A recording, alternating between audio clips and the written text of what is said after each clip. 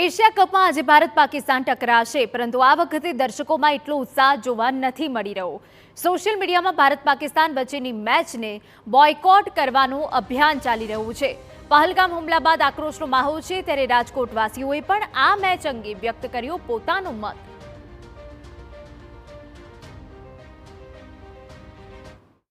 પહેલગામમાં બનેલી હુમલાની ઘટના બાદ ભારતે પાકિસ્તાન સાથેના તમામ સંબંધો તોડી નાખ્યા છે. પાણી બંધ કરી દીધું છે, વેપાર બંધ કરી દીધો છે, કલાકારો પર પ્રતિબંધ મૂકી દીધો છે. માત્ર એક વસ્તુ ચાલુ છે, એ છે ક્રિકેટ મેચ. આજરોજ એશિયા કપને લઈને ભારત અને પાકિસ્તાન વચ્ચે ક્રિકેટ મેચ યોજાવા જઈ રહી છે. ઘણા લોકો આનો વિરોધ કરી રહ્યા છે. ત્યારે હાલ આપણે છે સુરત જિલ્લાના ઓલપાડ તાલુકાના કીમ ગામ ખાતે ભારત પાકિસ્તાન ક્રિકેટ મેચના લોકો વિરોધ કરી રહ્યા છે. અહીંના યુવાનોનો મત જાણવા માટે આપણે પહોંચ્યા છીએ. આપણી સાથે ઘણા ક્રિકેટ પ્રેમી યુવાનો છે, તેઓ સાથે જાણીશું જે રીતે ભારત અને પાકિસ્તાનની મેચ રાત્રિ દરમિયાન યોજાવા જઈ રહી છે. તમે કઈ રીતે જોવો છો? મારા છોકરાઓ તો પણ નહીં જોશે અને હું પણ નથી જોવાનો, કેમ કે આપણા ભાઈઓને ધર્મ પૂછીને મારેલા છે અને વિધવા બાઈઓ થયા છે. એ લોકોને બહુ મોટો આઘાત લાગ્યો છે. તો હું તો એ ઇન્ડિયા પાકિસ્તાન મેચને બોયકોટ જ કરીશ. તમે શું કહેશો કે કઈ રીતે થવું જોઈએ? મેચ થવી જોઈએ કે ના થવી જોઈએ? જો આવક તો બધાને મળવાની છે, એમ કરો કે તેમ કરો, પણ આ મેચ તો નહીં થવું જોઈએ, કેમ કે અમારા ભાઈઓને એ લોકોએ ધર્મ પૂછીને મારેલા છે, તે બી ખોટું છે. ને આ જે મેચ થતું છે તે ના જોવું જોઈએ બધાને. ને મેં તો નહીં જોઈશ, ને બધા ભારતના જેટલા પણ લોકો છે તેને કહીશ કે આ મેચ ના જોઈ.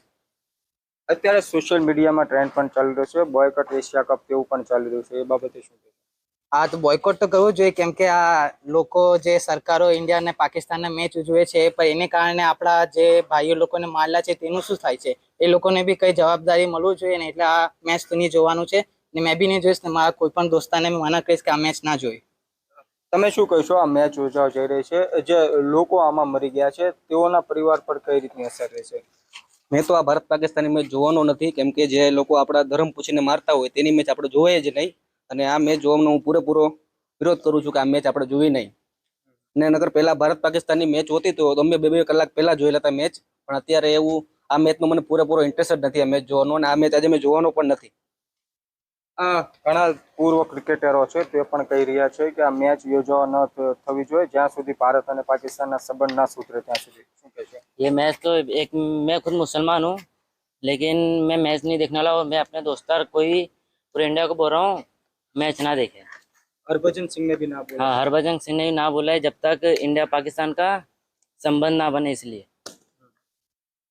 તો જે રીતે ભૂતકાળમાં જ્યારે પણ ભારત અને પાકિસ્તાનની મેચ યોજાવતી હોય ત્યારે જે ક્રિકેટ પ્રેમીઓ છે તે કલાક 2 કલાક ટીવી સામે ગોઠવા જતા હોય છે, પણ આ વર્ષે માહોલ કંઈક અલગ છે. જે રીતની પહેલગામમાં પાકિસ્તાન પ્રેરિત આતંકવાદીઓ કાયરતાપૂર્વક હુમલો કર્યો હતો અને ધર્મ પૂછીને જે લોકોને માર્યા હતા, બાદ સમગ્ર દેશમાં આક્રોશ ફાટી નીકળ્યો હતો. સરકાર પણ એક્શનમાં આવી હતી. પણ જે રીતે આજરોજ ભારત અને પાકિસ્તાનની મેચ યોજાવા જઈ રહી છે, જેને લઈને ઘણા જે ક્રિકેટ પ્રેમીઓ છે તેઓમાં પણ નારાજગી જોવા મળી રહી છે.